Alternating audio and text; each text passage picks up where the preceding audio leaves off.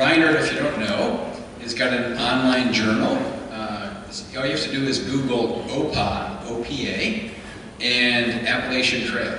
Today, he's got over 208,000 hits on this thing.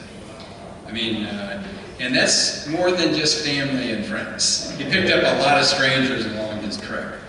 And as you follow that journal, it reads like Homer's Odyssey. I mean, of triumph and despair and the human tragedy to, you know, overcoming nature, but brings out the best in people, and I think you'll hear that tonight in his story.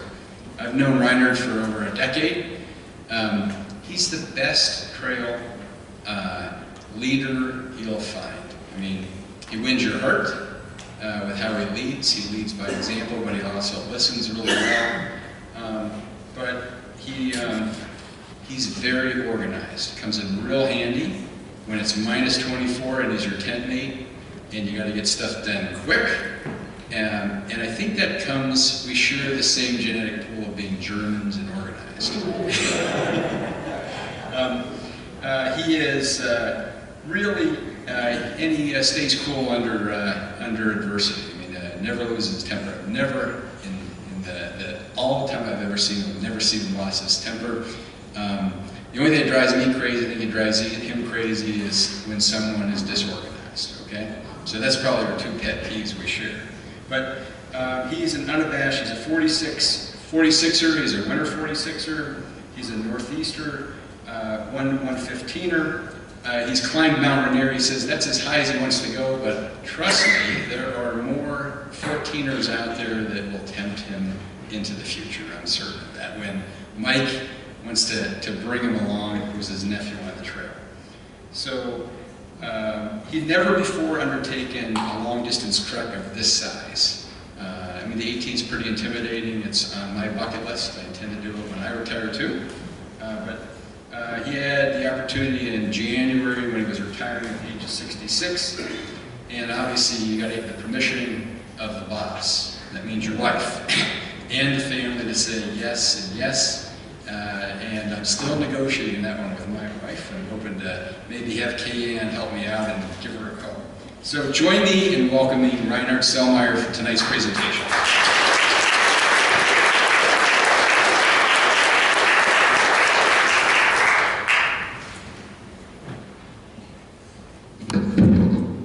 Geez, thanks, Bill, for that nice introduction.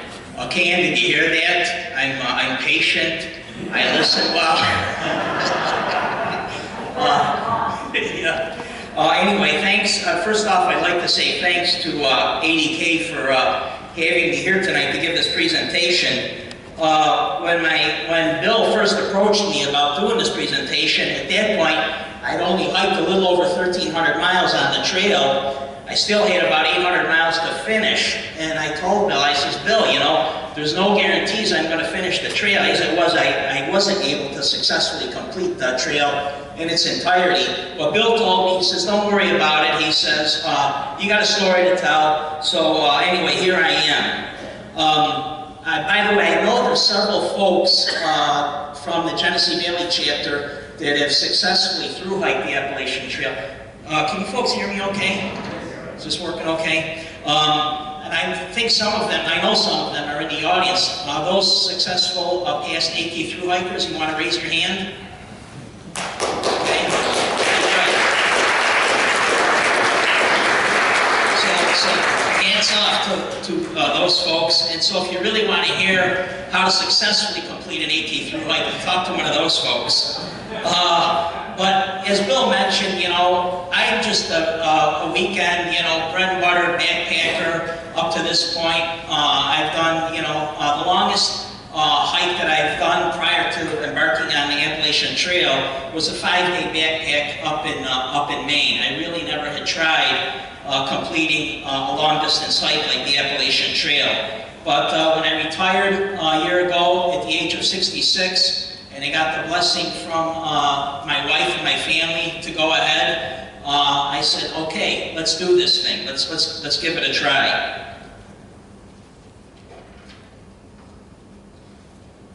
So So this is a map, probably familiar to a lot of you folks of the AT.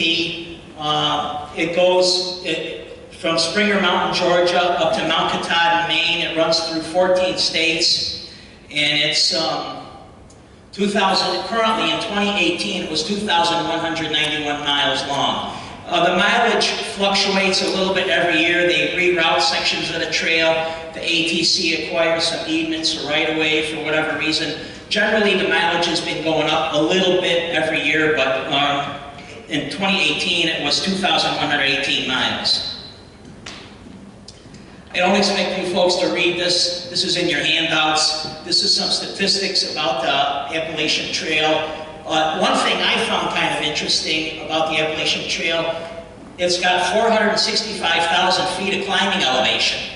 So that's the equivalent of climbing Mount Everest from sea level 16 times. So there's a lot of ups and downs on the Appalachian Trail. There are some areas where it's, the terrain is flatter, but there's a lot of climbing on the trail. So my particular hike basically consisted of 3 legs. I don't know if you can see that real well, but my first leg, I started February 10th down at Springer Mountain, Georgia, and I hiked up to Wind Gap, Pennsylvania. I was on the trail for that first leg for 77 days. It covered 1,279 miles. And that's when old man's disease caught up with me. My enlarged prostate finally said, you're not going to be able to go to the bathroom anymore. Okay? So I don't wish that on anybody. It was extremely painful. Here I am in the hospital after getting off the trail at Wind Gap, Pennsylvania. They catheterized me for 8 days, which led to a urinary tract infection. I got admitted to the hospital. Long and short of it is, I was off the trail for 18 days. Anyway, I got back on the trail on my second leg.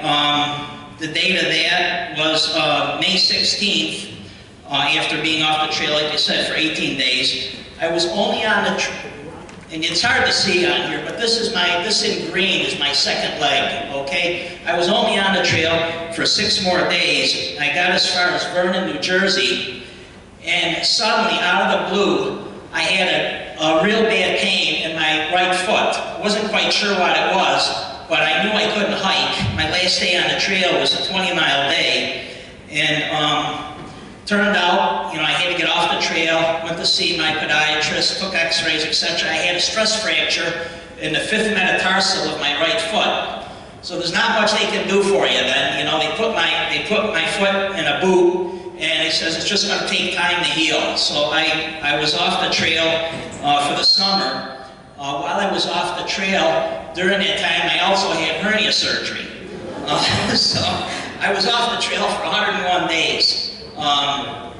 In any event, I resumed my hike August 30th, okay? And at this point, I jumped up to Mount Katahdin in Maine and was headed south. And the reason I jumped ahead, I was kind of concerned about being able to finish my hike in time. If I would have continued on as a northbounder from Vernon, New Jersey, I still had over 800 miles to go. I was a little concerned about getting to Mount Katahdin in time before they closed the mountain. They tell you typically you got to figure about October 15th, and the rangers will shut down Katahdin because of the weather. It gets too dangerous to go up there. So I flipped north to Mount Katahdin and headed south. I got as far as Crawford Notch in New Hampshire, when again, another health issue knocked me off the trail, which I'm going to talk about a little later. But ultimately, I completed 1,691 miles, exactly 500 miles short. I plan on getting back on the trail this fall to complete those last 500 miles. As Bill mentioned, I did keep a trail journal, and I really am glad I did that. I did this at night, typically in my tent, or if I was in the shelter, my sleeping bag, I'd type out my journal. And it was a good way for me to just think about the days of events and the folks I met, you know, the highs and lows of being on the trail, and I documented it. And I often go back and reminisce about going back and through reading my journal. And it was a good way for me to also share my experiences with family and friends. And there was an opportunity for folks to comment on the guest book in this journal. By the way, it's there, you see it on the right, www.trailjournals.com. And it was a good way for folks to comment in on a guest book. And I really appreciated those comments. You know, people would write in, hey, keep your spirits up, nice going, keep plugging along, don't let the injuries get you down. And it was kind of uplifting to read, you know, get some of that feedback as I was hiking along. It's a picture, the picture got a little bit truncated, but it's a picture of my gear. And there is a gear list in the handout there, and I'm not going to go through all that. My contact information is on that gear list. And if any of you folks, you know, are contemplating a long distance hike or for whatever reason want to talk about gear, please feel free to contact me. I'll talk your ear off about gear all day long, okay? But you can go through that. My pack weight generally weighed about 32 to 35 pounds. And I had good gear. You know, over the years I'd accumulated some pretty good gear.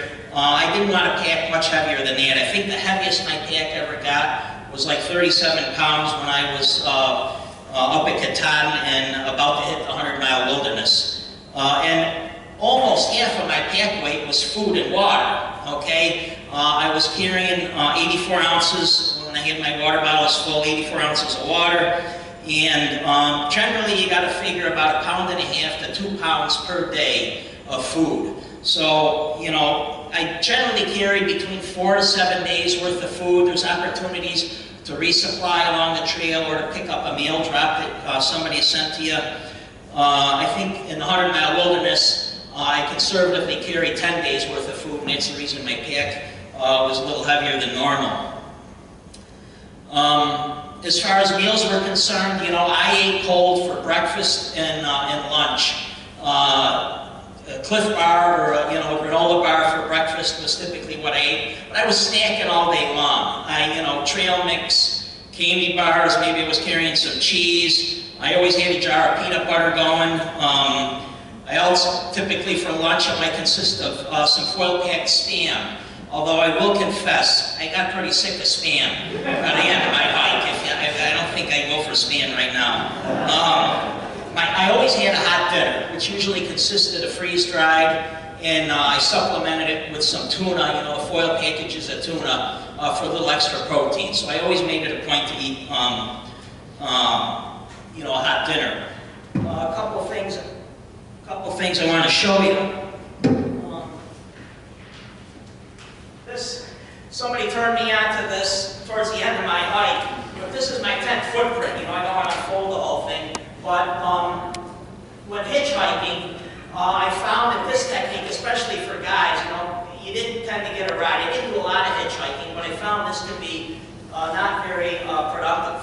Okay, so somebody turned me onto this. I just painted this on my tent footprint. And this works, okay? People will, for whatever reason, when they see the sign out, they'll pull over and pick you up. So it was a handy tip.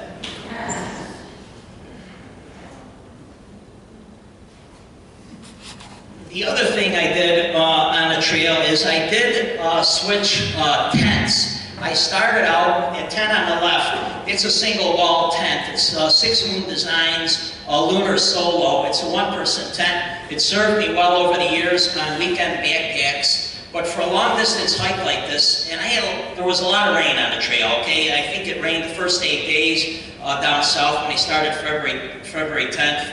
And you're going to expect that on the Appalachian Trail. You're going to get a lot of rain and cold nights. And I had a lot of condensation in my single wall tent, night after night after night, to the point I was really concerned about, you know, waking up in the morning and my sleeping bag was all covered in moisture. The insides of the tent were all wet. So I switched out to that tent on the right. That's a Nemo Hornet Elite. It's a double wall tent. It's a great tent. I bought that off of another hiker who was getting off the trail. We kind of worked out a deal. It was a win-win for both of us. It's called a two-person tent, but I'll tell you, you better be awful good friends if you got somebody, if you got a tent mate in there. It was comfortable for me. I had room to, you know, spread out and with my gear and so forth.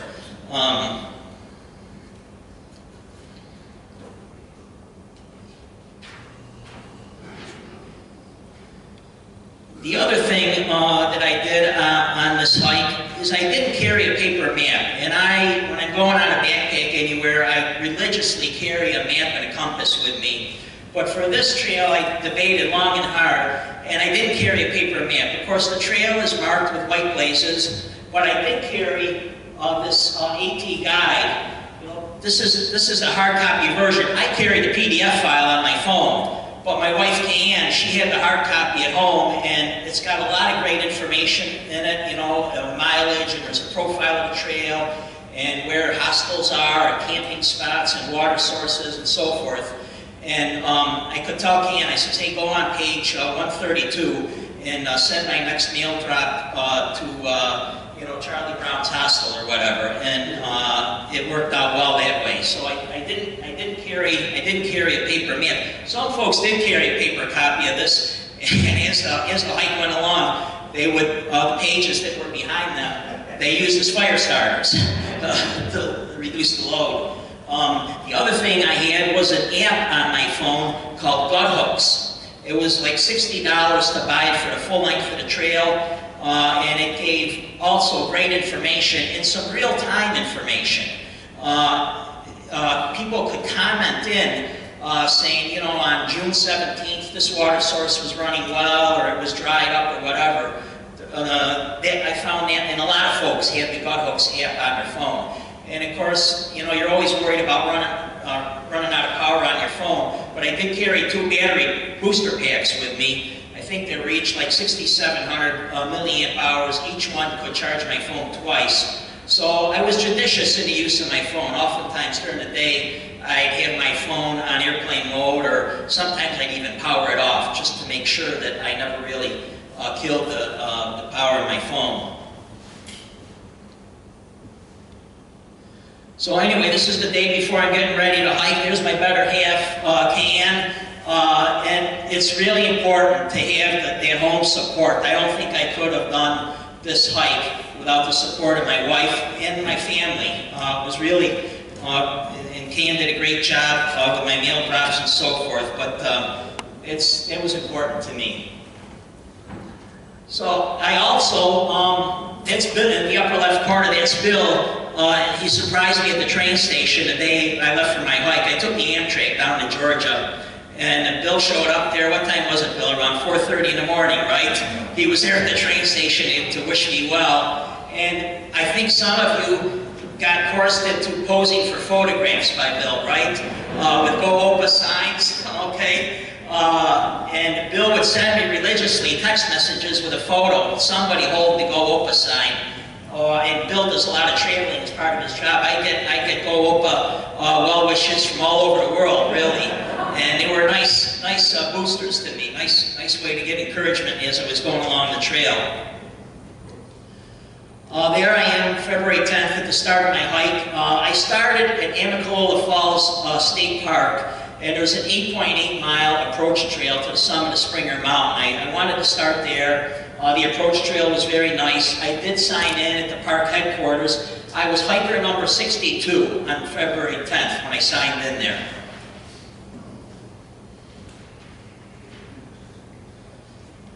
Here I am at the summit of Springer. It was a rainy day. I happened to run in a couple that was out hiking for the day. They took my picture.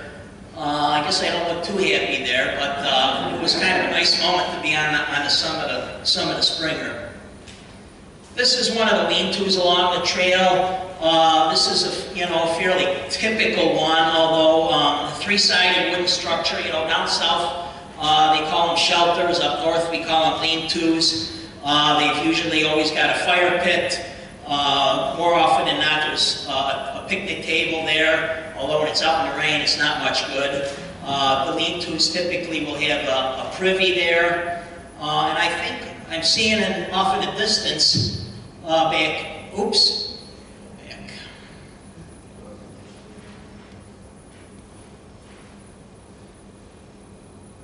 there's a bear box back there. If you're in bear country, a lot of times at the shelters, there's either a bear box or a bear cable or a bear pole, so it saves you the trouble of hanging a bear bag. But, and usually they're also fairly close to a water source. Sometimes a little bit of a hike to get to water, but usually not too far away. They are all mice infested, okay, so that's what it is at shelters. Typically have mice. And like I said, they all have privies, except for some reason Tennessee does not believe in privies. So their privy is a shovel leaning up against the side of the lean-to, which is kind of annoying, you know, and it can be a minefield around those shelters in Tennessee. So I don't know why they don't put privies up. Here I am on day 4 of my hike. I'm standing at quite a well-known outfitter and hostel on the trail. It's only 31 miles into the trail. Mountain Crossings is the name of it. And as you can see by the white blaze on the door, the trail goes right through the building there. I didn't spend the night there. I did end up taking a shower there, but I got there fairly early in the day, so I just kept on going. And a lot of folks that start out headed northbound from Springer get off the trail here, okay? And they actually have what's called a boot tree near this outfitter, where people not only decide to get off the trail, they decide to get rid of their boots and they toss them up into this tree. They're hanging there. So anyway, it was on day 4.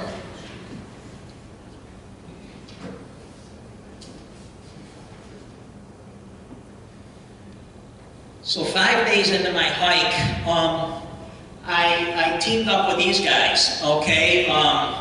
We dubbed ourselves the 4 Horsemen, and we got along real well, and we like to get early morning starts and hike fairly big miles, and we didn't all necessarily hike together. Our paces were different, but at the end of the day, we had kind of a agreed upon rendezvous point for the night. And the fellow standing next to me is Night Train. I was a senior person by about 20 years. The fellow standing next to me is Night Train. He's 48 years old. He's a retired Army vet. He served a tour of duty with the Marines in Desert Storm. Then he switched over to the Army. He was in the Army for 20 years with 3 tours of duty in Afghanistan. A real nice guy. Highly decorated. He showed me some pictures, and I says, geez, you've got a lot of medals on your uniform, and he was the most highly decorated person in his outfit. But, you know, the Army, he told a lot of jokes, made me laugh, but every other word was an F-bomb. So, and I says, you know, Night Train, I says, I'd love to have you when you're ever up north in western New York. Make sure you stay with me. You and your family are welcome. But I told him, I says, you gotta clean up your language just a little bit when you're staying at my house, okay? But he was a good guy. And the reason he said he was on the trail was he wanted to hike the Army out of him. And he did run across a fair number of service men and women who were, you know, recently retired from the service and were out on the trail.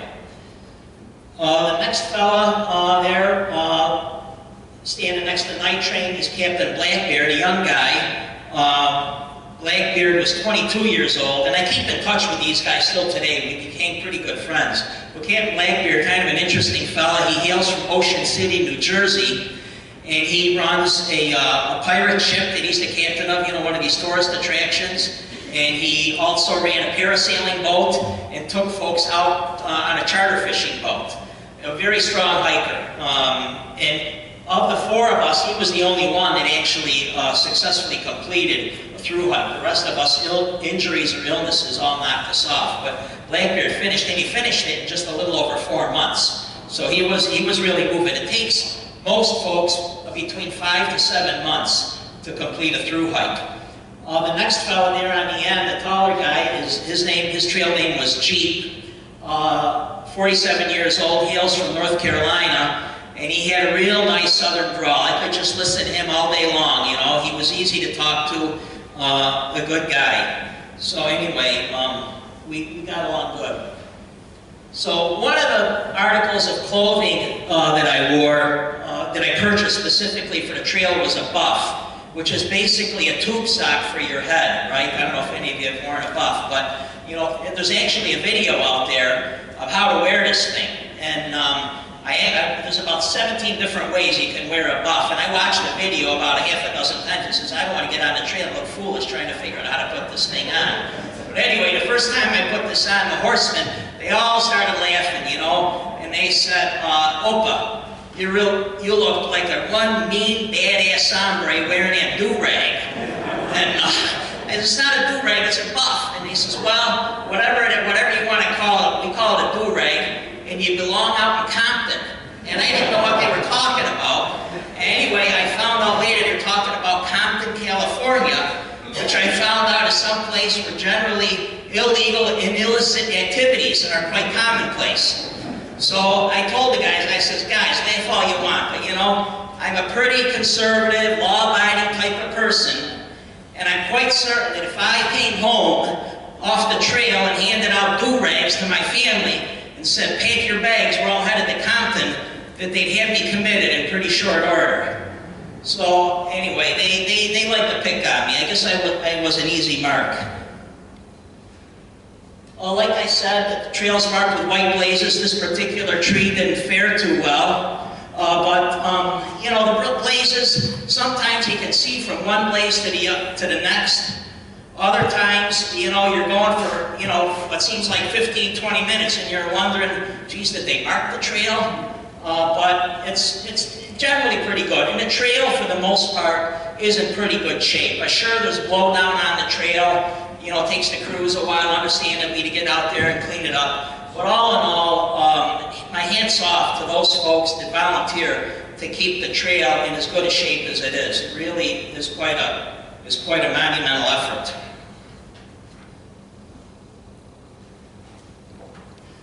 This is on day 8 of my hike, and at this point I thought my hike was over. And there you see people smile on my face, soaking my feet. But I suffer from plantar fasciitis, and I've had it for over 15 years, and I wear orthotics, and I've always been able to keep it under control. But my heels and my feet became extremely inflamed, terrible, and I thought, geez, it's going to knock me off the trail.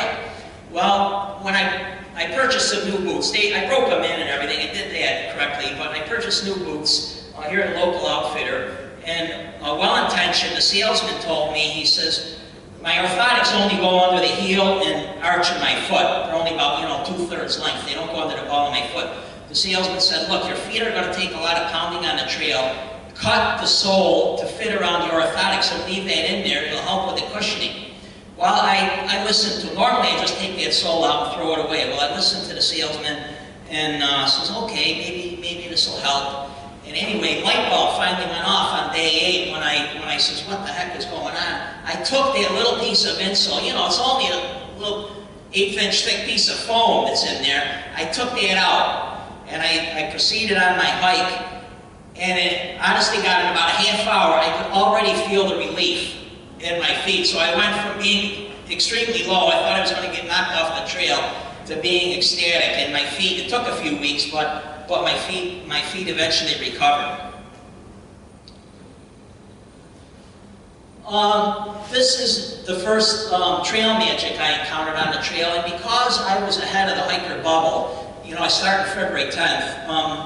The hiker bubble on the Appalachian Trail, if you're going from Springer Mountain north, generally starts, you know, in early March and goes to about mid-April. So I was ahead of the bubble, so there wasn't a lot of trail magic out. But whenever we encountered some trail magic, it was well appreciated. You know, there were typically some candy bars or chips or cookies, some kind of snacks in there, and maybe some cold drinks, some cold soda. Whenever we came across that, it was a very welcome treat. Here I am in Great Smoky Mountain National Park, and you see a lot of bear warning signs. I didn't see a single bear on the trail, okay? And part of the reason was because and nobody was seeing bears. We were early, and the weather was really bad in 2018. Folks said it's going to be remembered as the year with the really bad weather, a lot of snow and cold. which I'll get into. But a lot of bear warning signs. Here I am I'm out of the Great Smoky Mountain National Park, and I'm on the summit of Max Patch, which is a bald. And you see a fair number of these. The trail goes across a fair number of balds down south, and it's an area where in years past they've cleared it and use it for livestock grazing. So it's still maintained as a bald to this day, and it's really pretty nice hiking across these balds. This is Max Patch. The elevation of Max Patch was 4,629 feet. This is in Hot Springs, North Carolina, and the trail goes right through the town. And instead of white blazes, they mark the trail on the sidewalk. These medallions are embedded in the concrete, which is kind of nice. Anyway, I was in Hot Springs on March 1st, and I had been carrying microspikes up to this point, and you know, everybody said, geez, you might be going through the Smokies, you know, you're probably going to see some bad weather. Well, I didn't see any snow in the Smokies, and I got tired of carrying the microspikes and says, I don't need them, I sent them home. Well, March 2nd, it snowed, right? So the guy said, yeah, Opa, you jinxed us by sending those microspikes home. But I did a lot of early morning hiking. Me and the horsemen, you know, we like to get up early in the morning, and I enjoy getting up early in the morning under headlamps and getting on the trail. I typically was on the trail somewhere between 4:30 and 5:30. You know, and remember, hiker midnight rolls around pretty early. At the end of the day, somewhere between 7 and 9, your lights out. You're tired, and I had no trouble falling asleep. So naturally, you know, you wake up early in the morning. I could, from the time I woke up until I was hiking, it took me 45 minutes, okay, to get dressed, pack up, you know, get my beer bag, chow down my Cliff Bar. I could be on the trail 45 minutes from the time I woke up to the time I was hiking. And one advantage of doing the early morning starts was you got to see a lot of sunrises, okay, so a lot of sunrises. I'm not a great photographer, I don't do it justice, but there really is some spectacular scenery along the way.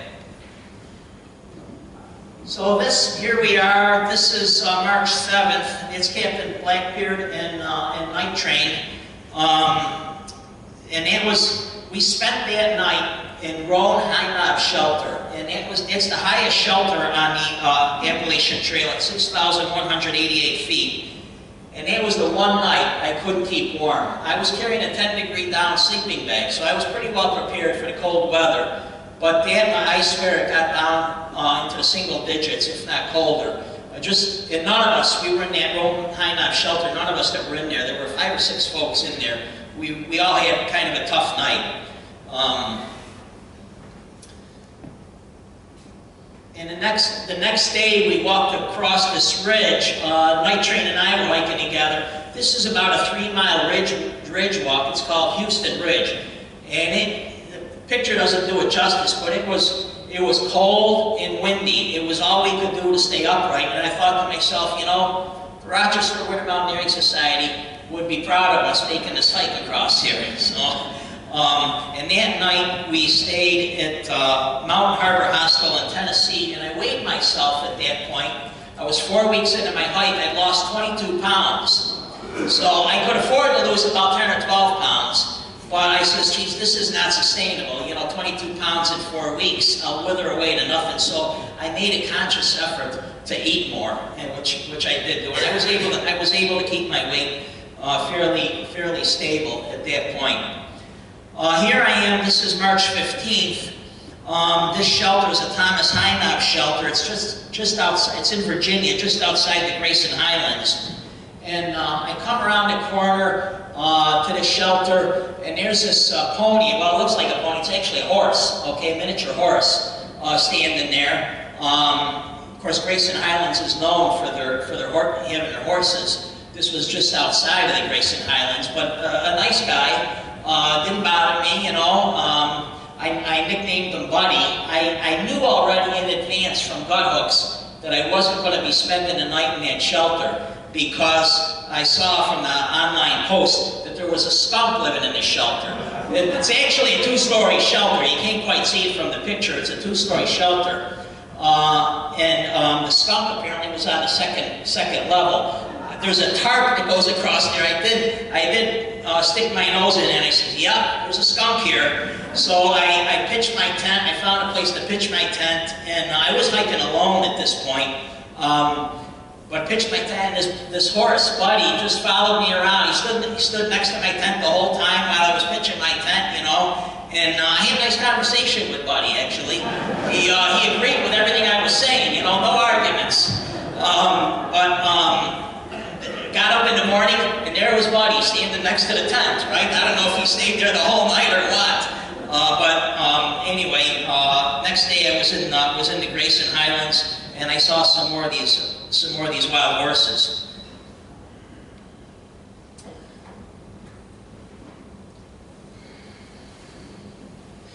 This is a group of younger folks. I nicknamed them the Young Guns. They were all in their 20s. It's Captain Blackbeard on the left. He had a job commitment, so he had to be off the trail by June. I says, Blackbeard, don't let me hold you up, you know. Get going. I know you got to be off the trail by June. There's no way I'm finishing this hike in 4 months. Anyway, these folks I would see periodically off and on the trail.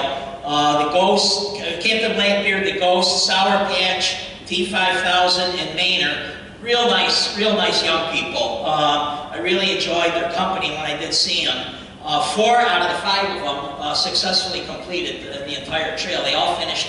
Those 4 that finished all made it by June. So they were really moving. Although before I had to get off the trail at Wingate, Pennsylvania, because of my prostate issue, I was 1 day ahead of them. So even though they were all stronger hikers than me, and you know could fly by me, especially on the uphills, I tended to hike long. Okay, I hiked from early in the morning till evening before the sun went down. So I hiked longer days. So I was actually a day ahead of them at Wingate, Pennsylvania. So one of the issues with all the snow is down south, a lot of the trail is lined with rhododendrons, and quite nice when the weather's good. But with the weight of the snow, these boughs would really hang down over the trail. And in some places, the only way to get through, you basically had to crawl through on your belly, or try and fight your way through, or try to find a way to get around them. But it would make some difficult going the way these rhododendrons were laden down with the snow. And sometimes too, if you were the first one on the trail in the morning and were breaking trail, it's sometimes a little difficult to see exactly where the trail was. You know, the trail's seen a lot of use over the years, so generally when there's no snow, it's pretty well defined. But when you got some snow cover and drifts, and sometimes the white blazes, the trees themselves get covered with wind-blown snow, and you can't see the blaze. So that's where gut hooks came in handy. There were a couple of times where I says, geez, let me check if I'm on the trail. And gut hook is tied to the satellite, and there's a map, and it was very accurate. You'd say, oh, geez, I'm about 50 feet off the trail. And it came in handy. It came in handy a couple of times. This is in Perrysburg, Virginia. I'm at this place called Angel's Rest Hikers Haven. I holed up here for a couple of days to ride out a snowstorm. That fella standing there, his name was, trail name was Andy. He was the caretaker for the place. He completed the AT several years ago. A real nice hostel. And many of the folks that run the hostels are former through-hikers. And I think that, you know, as a former through-hiker, they kind of know what you need as a hiker. So they really cater to you, and they do a nice job running these hostels. I came across the Eastern Continental Divide on my journeys. You know, a raindrop on one side goes to the Gulf of Mexico, and on the other side ends up in the Atlantic Ocean. So there was this sign there. You might not be able to see it. Read it. Here I am. This day was April 6th, and I saw my first signs of spring. some flowers, right? And I was ecstatic. I says, geez, Mother Nature's going to cooperate now, you know, the snow is gone. Well, this is a couple days later. I'm in the Shenandoah National Park, and more snow. And I think we had the last snow, at least I did, the last appreciable snowfall was April 9th. This is in Harper's Ferry, West Virginia. Harper's Ferry is the unofficial halfway point of the trail. The official halfway point, you know, based on mileage, is actually in Pennsylvania. But Harper's Ferry, there's the Appalachian Trail Conservancy has headquarters here, and you can check in. And when I signed in, I was hiker number 16. So when I signed in at Springer Mountain, I was number 62. And so a lot of people either were behind me or for whatever reason had made other arrangements. Also, you may recognize some of these folks. That's Eric Ugin, Dan Young, and Max Sauer, some hiking buddies of mine. They were out doing some section hiking, and kind of worked out. We rendezvoused in Boiling Springs. They were driving back to Rochester, and we kind of rendezvoused and had a nice breakfast together. I'm going to flip ahead now to Mount Katahdin. Now I'm on the third leg. This is in August. I started this was August 30th when I flipped north to Katahdin. And I was kind of hoping that this picture would be the culmination of my through hike. But as it turned out, it wasn't. It was the start of my third leg.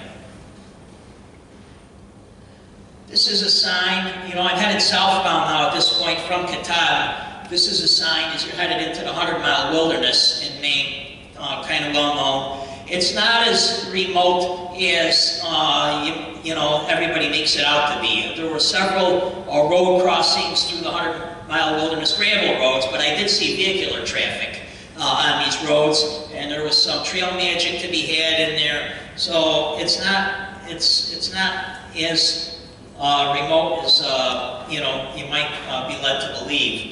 But the trail in Maine is rugged. Okay, I thought for me, of the states I hiked, Maine was the toughest state. You know, people say it's between Maine and New Hampshire, which is the most difficult state. But I found Maine to be pretty tough. The trail is rugged. There's a lot of these places where, you know, it's a rock hop and a fair amount of blowdown I encountered in Maine, and roots, you know, gnarly roots on the trail. So you really got to watch every step. But I did get some nice trail magic up in Maine. Folks, you know, these gals had very nice tables with some hot food and treats set up. That one gal on the left, her name was Pineapple.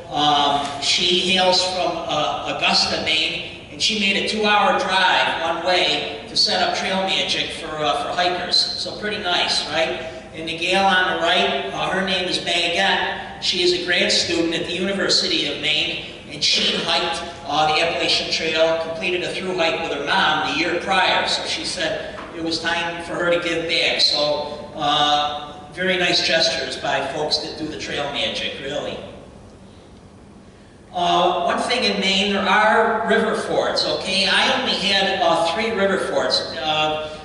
Many of the rivers in Maine do not have bridges across. And when I was going through in September, Maine was experiencing a mild drought. The locals were all saying, we need some rain, we need some rain. So the worst ford that I had, I think the water came up to my knees, but I've been told that, you know, normal, especially after a rain event of some kind, the river fords can be rather difficult. You see on the one photo on the left, I don't know if you can make it out, but there's a cable. There's a cable stretched across to kind of help you keep your balance as you're fording across. Although it was comical, at this particular location, there was a young hiker. He was headed, a young man, he was headed the other direction, and he was bound and determined to shimmy across on this cable. He didn't want to walk across, okay? He didn't want to get his feet wet. And I just chuckled because he ended up dunking completely under in the river. You know, this cable wasn't designed to shimmy across. It was to help you keep your balance. So he ended up going for a swim anyway.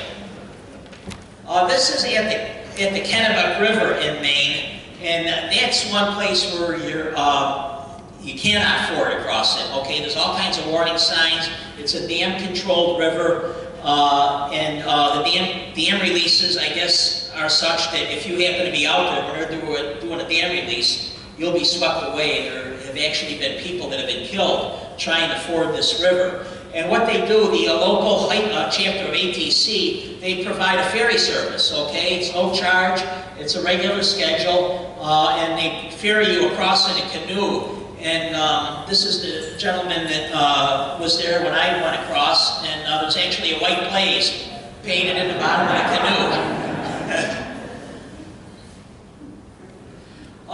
You meet a fair number of international hikers on the trail. You know, there's folks out there. These folks were from Australia, my Aussie friends. The two gentlemen on the left were airline pilots. They fly 737s, and the gal on the right is a flight attendant. And they do a lot of hiking in Australia, but they were here to hike the 100-mile wilderness. They wanted to come to the United States and do a little hiking on the AT. So they were out doing a section hike. I really enjoyed talking to them. We had a nice time together. And you meet some great people on the trail, really. Like I say, I made some friends that I still keep in touch with, and it's just, you know, a lot of nice folks. And one thing about Maine, the scenery is absolutely beautiful. I think this is looking from the Horn to Saddleback Mountains in southern Maine. But when you get on these exposed ridge lines and at these summits and look around, you're just amazed by the majestic beauty of Maine. The wilderness is just really, really breathtaking. This is the Mahoosic Notch. It's in southern Maine, and some of you may have heard about it. Folks call it either the most difficult or most fun mile on the Appalachian Trail. And if you can just picture a deep ravine that's been filled over geologic time by rocks that have broken off the adjacent cliffs. And these rocks are the sizes of, you know, refrigerators or cars or even a small garage. And it's a big rock jumble down in the bottom of this ravine. It took me an hour and 40 minutes to get through the Mahoosic Notch. And there were 5 times I had to take my pack off because I couldn't either fit through, you know, a rock opening like this that you have to get through, or I threw my pack up on the ledge, so I had enough strength to get myself up on the ledge. But it was fun. But when I got through it, I said, okay, I've had enough fun for one day. And I'm not sure what happened here. Anyway, okay, that's okay. It's not important.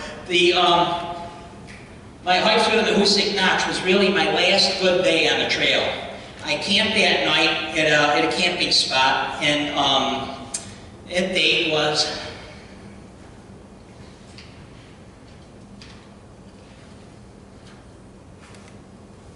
sorry, please bear with me here. September 17th, and I knew there was something wrong. That night I had incessant diarrhea. I knew I was in bad shape that night. And anyway, I still had over 20 miles to go before I got to a road that would take me to a town where I could see a doctor. So next day, I'm trudging on, and I'm going up a mountain called Mount Success. I now crossed the border from Maine into New Hampshire. And I was in bad shape, and to the point where I thought to myself, if I've got cell phone coverage at the summit, I'm going to call 911. I was really feeling that bad. Well, anyway, on the way up Mount Success, there were a younger couple coming the other way. They were headed down. They were headed northbound. I'm going south. And they asked me how I'm doing. I said, not too good. And they talked to me for a while. Turns out the young man was a nurse. And he asked me a lot of good questions. And he says, you know, it sounds like you might have Giardia, which is a parasite you get from drinking untreated water. Of course, I'm religious about treating my water. I use the Aquamira, the chlorine dioxide drops, you know, the parts A and B. Of course, your mind starts playing tricks on you, and I'm thinking to myself, well, geez, is it possible? I double treated a water bottle and I treated the other one a couple of days ago. I really didn't know. But they gave me some electrolyte pills, and they wanted to give me a drug called Flagyl, which is the antibiotic for Giardia, and I didn't want to take it from them. And the gal says to me, she says, look, she says, my dad's a doctor, I can get all the Flagyl I want. And I didn't take it, I kept on going up the mountain, and about 15 minutes later, the young man, he comes trotting up the mountain after me, and he says, look, my girlfriend and I talked it over. I've got 6 pills here of Flagyl. We insist that you take it. It'll get you to Gorham, New Hampshire, where you can get to see a doctor. So how kind was that, right? The guy comes running up the trail after me to offer me, to give me this Flagyl. He says, take a pill now, you'll feel better in a couple hours already. And I did take one. And anyway, the next day after that, I camped that night, and then the next day I made it to Gorham, New Hampshire. And this is my, this is where I spent 6 out of the last 8 nights I was on the trail. I stayed at this hostel, the Libby House Barn Hostel in Gorham. I got to see a doctor. They ran some tests, and they said, well, the good news is you don't have Giardia. The bad news is you got Clostridium difficile colitis, which is C. diff, which is a bacterial infection of your GI tract. Anyway, the doctor wrote me a 10-day prescription, and with a 10-day renewal, I got on that medicine. I tried to carry on, my hike. I was able to hike through some of the presidentials. I made it up Mount Washington. I covered that section from Pinkham Notch to Crawford Notch. I spent a couple nights in the huts that are maintained by the Appalachian Mountain Club. I did a work for stay. The work is pretty easy. In exchange, you get a dinner and you get to sleep on the floor of the hut, which is, you don't have to pitch a tent or whatever. It is kind of nice. I knew I was in trouble, and I actually tried. This year was my last day on the trail. This is a picture from Wildcat Peak D. There's a ski resort there. This is on the summit where their gondola station is. And I hiked, got over the top of several peaks, and I got down to a place called Zeta Pass. And at that point, I became really dizzy. I was suffering from the C. diff. I was weak, and I knew my hike was over at this point. I almost passed out at Zeta Pass, and I was fortunate in some respects because I only had a 3.6 mile, there was a side trail that went from Zeta Pass back down to the highway, so I was able to hike down that. As it was, I fell one time going down. I fell a total of 17 times while I was on the trail, only a couple of which kind of bruised me. I never broke anything, but I kept track of my falls. But in any event, I made it down to the highway, hitchhiked back to Gorham, the hostel in Gorham, and then made my way back to Rochester. I don't expect you to read this. This is in your handouts. It gives some statistics about what it cost me to hike the trail, where I stayed, where I spent my nights, and that kind of stuff. You can see that, like I say, in your handouts. But, for me, I got to tell you, hiking the Appalachian Trail, in spite of some of the health issues that I had, it was one of the greatest experiences that I had, really. I really had such a good time on the Appalachian Trail. And they say the Appalachian Trail will change you as a person. And I think that, I think there's some truth to that. I reminisce about the trail every day, and my wife will attest to that. I talk about the trail all the time, but it left such a good impression on me. It gave me more self-confidence, I think, not only as a hiker, but as a person. I met some great people. Some folks say hiking the Appalachian Trail restores their faith in humanity, but I had just a wonderful experience. And as I said, I do plan on getting out there to finish the last 500 miles this fall. I'll continue with my journal. If any of you want to see the complete story, you can follow along with me. Anyway, that's my story. I want to thank you for your attention, and I'll be happy to take any questions that you might have.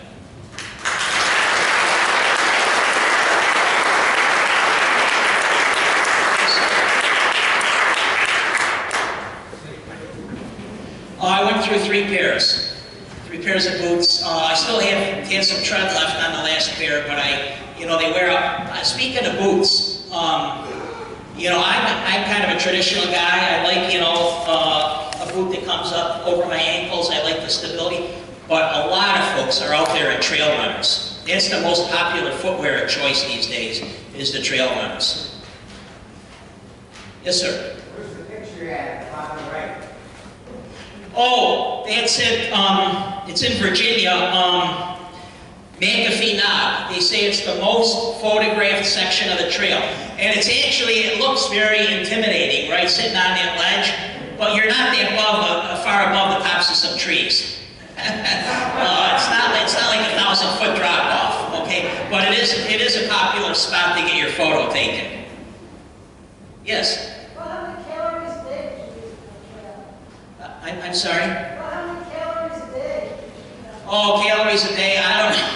I'm not a calorie counter, but I think probably, 5,000 calories a day is probably, if you're pounding out the miles, and doing some climbing, I'm not a nutritionist. I don't know, is 5,000 calories a day sound about right?